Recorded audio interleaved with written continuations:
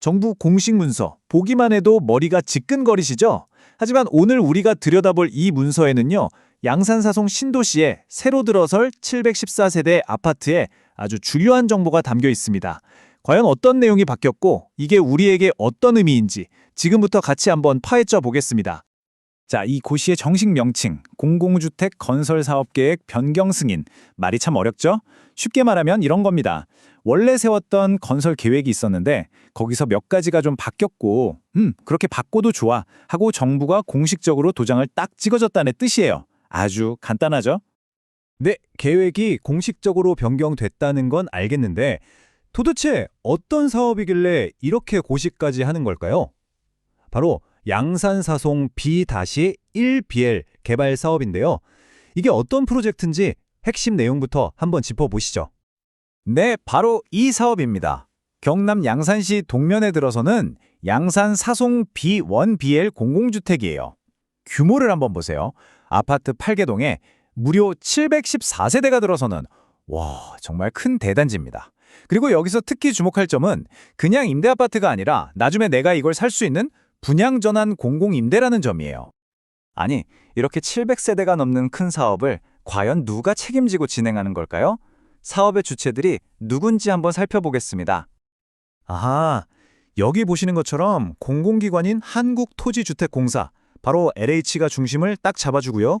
계룡건설산업을 비롯한 세 개의 민간건설사가 힘을 합치는 이른바 민관 합동 방식입니다.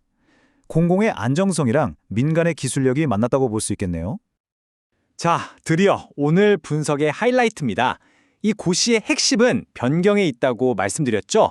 그래서 도대체 무엇이 어떻게 바뀌었는지 지금부터 아주 구체적으로 뜯어보겠습니다. 첫 번째로 바뀐 건 건물의 전체 바닥 면적, 그러니까 연면적입니다. 원래 10만 5,851제곱미터였는데 10만 5,697제곱미터로 아주 약간 줄어들었어요. 네, 바로 이 숫자, 마이너스 153제곱미터. 사실 이게 엄청나게 큰 변화는 아니고요. 아마도 최종 설계를 다듬는 과정에서 건축적으로 아주 미세한 조정이 있었다, 이 정도로 해석할 수 있겠습니다. 자, 그리고 두 번째 변경사항. 이건 어쩌면 입주를 기다리시는 분들께는 가장 중요한 소식일 겁니다. 바로 사업 기간이에요. 네, 맞습니다. 사업 완공 예정일이 기존 2028년 4월에서 9월로 총 5개월이 연장됐습니다. 입주 시점도 그만큼 뒤로 밀렸다고 봐야겠죠. 계획 세우셨던 분들은 이 부분 꼭 체크하셔야겠습니다. 하지만 여기서 정말 중요한 게 있습니다. 연면적이 약간 줄고 공사기간이 좀 늘어났다고 해서 이 사업 자체가 흔들리는 건 절대 아니라는 거예요. 8개동에 714세대를 공급한다는 이 사업의 큰 그림, 그 핵심 자체는 전혀 변하지 않았습니다.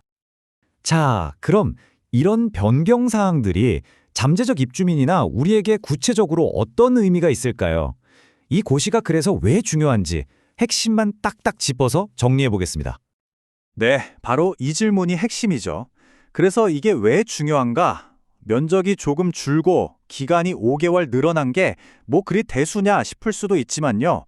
이게 현실에서는 어떤 의미를 갖는지 한번 보시죠. 자, 오늘 내용 총정리 들어갑니다. 첫째, 가장 중요한 거, 완공일이 2028년 9월로 공식 연기됐다는 점입니다. 둘째, 면적이 살짝 줄어든 건 최종 설계 단계의 미세 조정 정도로 보이고요. 셋째, 다행히 총 세대수 같은 사업의 큰 틀은 그대로 유지됩니다. 그리고 마지막으로 나는 더 자세한 내용이 궁금하다 하시는 분들은 양산시청에서 관련 서류 전체를 직접 확인하실 수 있다는 점 기억해 주세요. 오늘 분석을 마무리하면서 이런 질문을 던져봅니다. 서류에 적힌 이 작은 변화, 이게 누군가에게는 인생이 걸린 내 집 마련의 계획을 전부 바꿔야 하는 그런 큰일일 수도 있잖아요. 공식 문서 속의 딱딱한 숫자 하나하나가 결국 누군가의 삶과 직경될 수 있다는 점을 다시 한번 생각해 보게 됩니다.